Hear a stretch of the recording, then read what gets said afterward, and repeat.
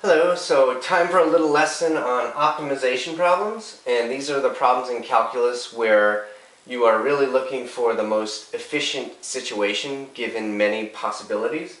So we're going to look for that one situation that really makes the situation optimal, and hence the name optimization problems. So a couple of everyday expressions that we see in the field, and these are just two pretty common ones. So you might hear someone talk about maximizing their profit. So this is a natural thing when you open up a business or you have a new company. You really want to make as much money as possible. So after surviving, your goal is to maximize your revenue. In a different situation here, a very common expression is something like the least amount of time. So if you think about commuting to work, this is something that would be important. Even something like running a race. So if your plan is to win the race, then this is more or less your goal. So when you look at expressions like a maximal profit or least amount of time, the common thread they have here is that they speak to extreme values, right? Talking about a max and then also talking about a min. And that's really what this entire section is all about.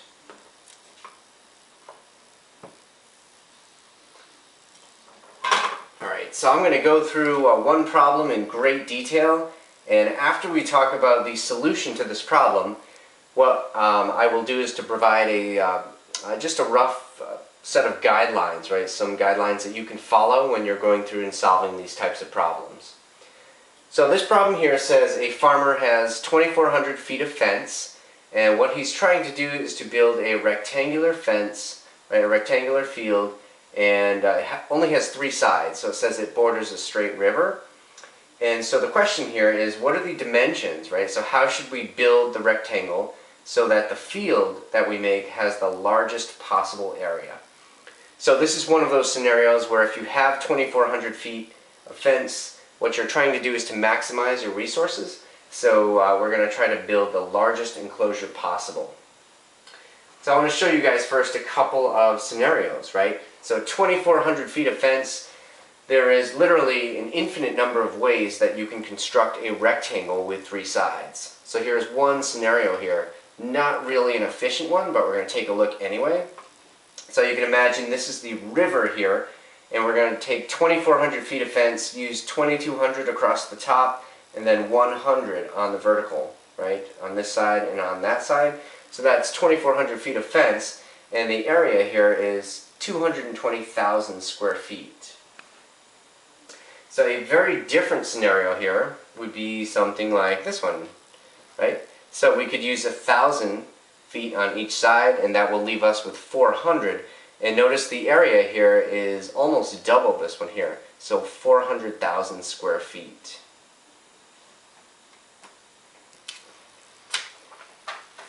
Okay, and one more scenario, because this gets a little labor intensive, right? We could use 700 and 700, so that would be 1,400, and then 1,000 across, right? That's still 2,400 square feet of fence. And what you'll notice is now, this is gigantic compared to the first two. So 700 times 1,000 gives you 700,000 square feet. So this, of the 3 pictures that we've sketched up, is definitely the largest one. But you can tell here, doing this is not an efficient thing because there's no way to really get the solution to the problem because there's an infinite number of ways that you could actually sketch this picture.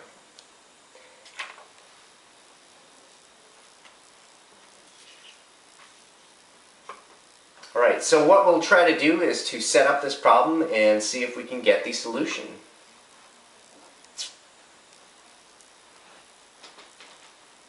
So we're going to give this a try here. So instead of actually labeling the sides of the rectangle, we're going to do this in a more abstract fashion. So what we'll do here is to imagine that we have the river and we have a rectangular setup here, just like this.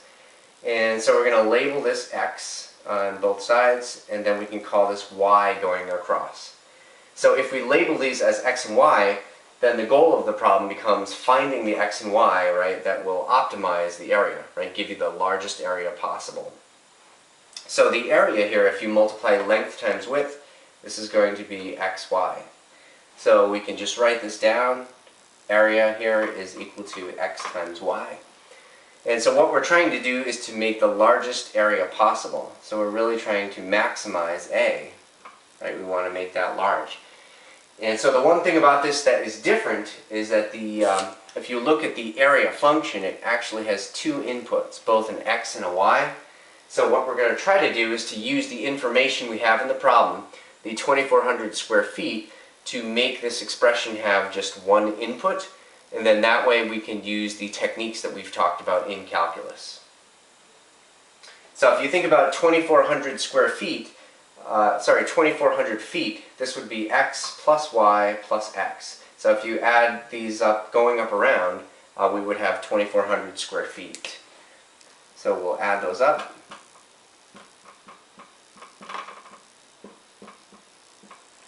Right, so this is just going around the outside, so this is 2x plus y, 2x plus y, and this is equal to 2,400.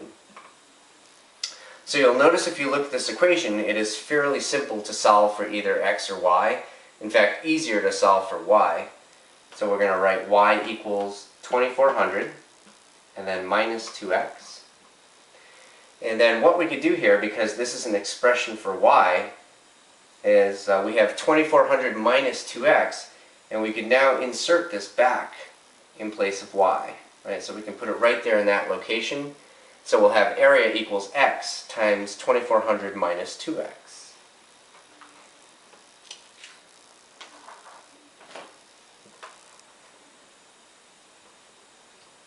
So I'm going to continue this work here.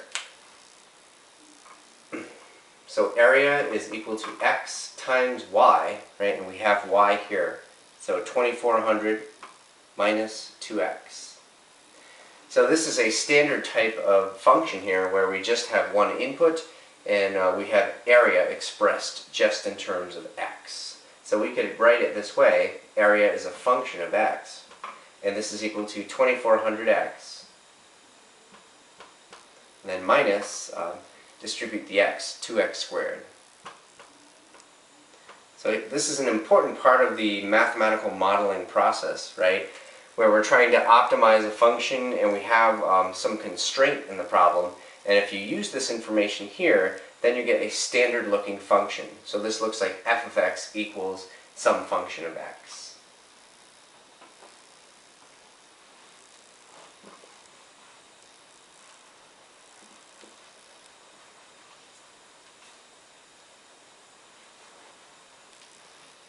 So once we get to this point, it might be a good idea to find the domain of this function. So look at the numbers that make sense in this problem.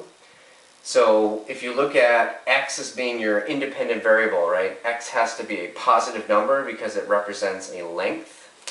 So we could say this much here. X has to be positive.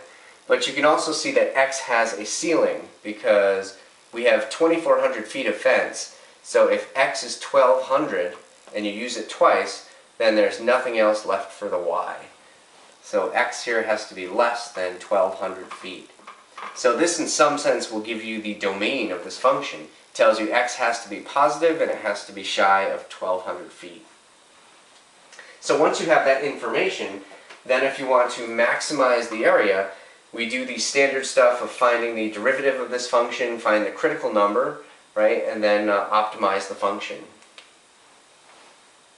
Okay, so we'll have a little bit of space here to do this. So this is the area function. So I'm going to find a prime of x. So we're going to find the derivative. So this will be 2,400 and then minus 4x. And then remember what we're going to do with this is we're going to set this equal to 0. Okay, so we're going to set that equal to 0 and then find the critical number. So what we have here is 2,400 minus 4x equals 0. So solving for x there is pretty straightforward.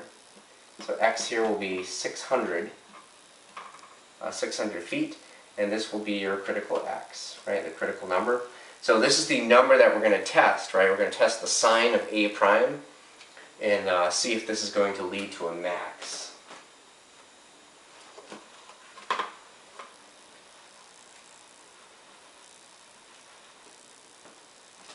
So we'll look at the little number line here, and we're going to call this a prime. So the sign of a prime, and we have 600 as our critical number. And remember, the domain, right, is positive x's only, so we might want to locate 0 and then just cross out everything on the left-hand side because we're not going to test any number to the left of 0. And then we're just going to check the sign of the derivative, and that is 2400 minus 4x. So any number between 0 and 600, think of something like 200, if you plug it in this, that will definitely be something positive. And then anything to the right of 600, such as 800, this would be 2400 minus 3200, and that's going to be negative. So if you think about the sign of the derivative here, this tells you that your function is increasing, right? And then it's going to decrease. Definitely corresponds to a maximum value. So x equals 600 feet, right? This is going to lead to maximum area. Right, so it's going to maximize your area. And so what you can do is you can go back to your original diagram here, right? So if you label the 600 feet on each side, 600 here, and then 600 here, remember that the farmer had 2,400 feet of fence, so this would consume half of that, and then you'd be left with 1,200, right, going across the top. So if you figure out the area here, you multiply these two numbers, right, and that will give you the area.